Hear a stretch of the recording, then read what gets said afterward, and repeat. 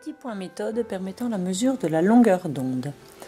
Nous mesurons ici la longueur d'onde d'une onde ultrasonore dans l'air et la longueur d'onde a pour symbole lambda.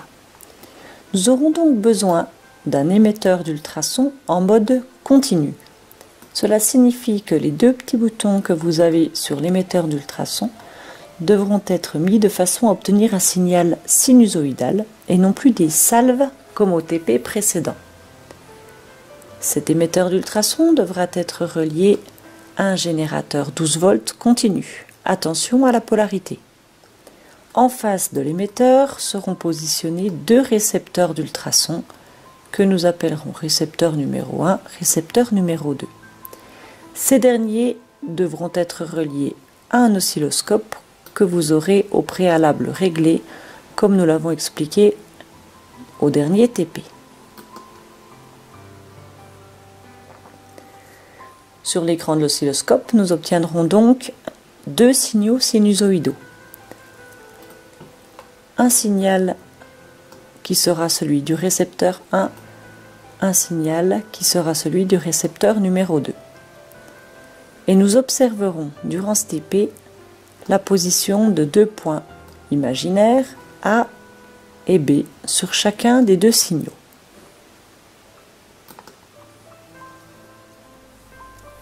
Lorsque les deux récepteurs d'ultrasons sont alignés, on remarque que le point A et le point B se trouvent alignés.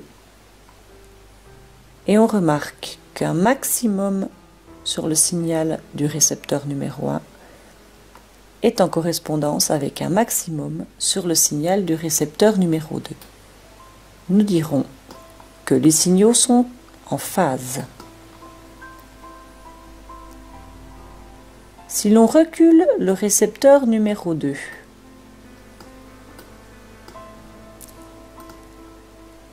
nous le reculons un tout petit peu. On remarque que le signal du récepteur numéro 2 se décale vers la droite. Le point B se décale donc vers la droite. Dans ce cas-là, un maximum sur le signal numéro 2 est en correspondance avec un minimum sur le signal numéro 2. Nous dirons que les signaux sont en opposition de phase. Si l'on recule à nouveau le récepteur numéro 2, il est donc davantage éloigné de l'émetteur. Le signal du récepteur numéro 2 se décale davantage vers la droite.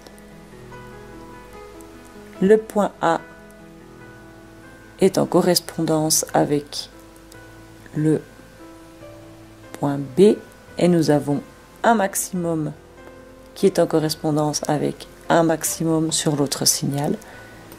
Les deux signaux sont à nouveau en phase.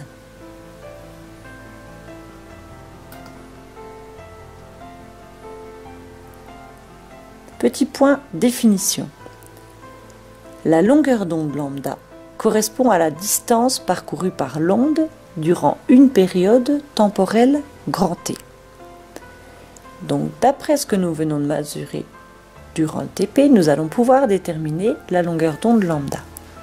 En effet, lorsque l'on recule le récepteur numéro 2 et que l'on remet en phase les deux signaux, les points A et B apparaissent sur l'écran comme séparés d'un temps que l'on appelle la période grand T, comme nous avons déjà appris à le mesurer depuis la troisième. Eh bien, dans l'espace, nos deux récepteurs sont séparés d'une longueur d'onde lambda, puisque la longueur d'onde lambda est la distance parcourue par l'onde pendant une période temporelle grand T. Cela signifie que si dans le temps, deux points sont séparés d'un temps grand T, alors dans l'espace, les deux récepteurs sont séparés de une longueur d'onde lambda. Pour être plus précis, il faut effectuer plusieurs mises en phase consécutives. Par exemple ici, les deux signaux vont être mises en phase 10 fois consécutivement. Cela signifie que le point A et le point B sont séparés par un temps qui est 10 fois grand T. C'est pour ça que le point B n'apparaît plus sur l'écran. Cela signifie que dans l'espace, les deux récepteurs sont éloignés d'une distance qui est égale à 10 fois lambda. Nous pouvons donc, sur la petite règle, mesurer 10 fois lambda. Et très facilement remonter à lambda.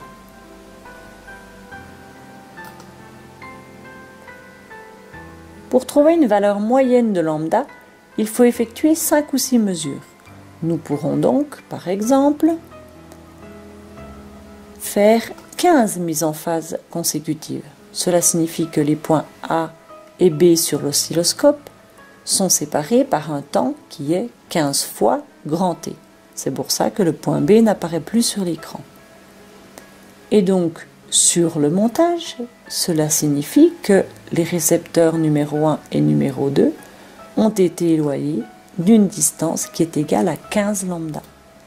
Cette distance 15 lambda est très facilement mesurable grâce à la règle et il nous permet de remonter à lambda. Par définition, une onde périodique possède en réalité deux périodes.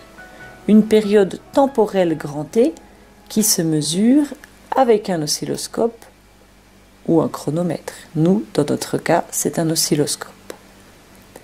Et une autre période que nous appellerons période spatiale ou longueur d'onde lambda qui, elle, se mesurera sur un schéma.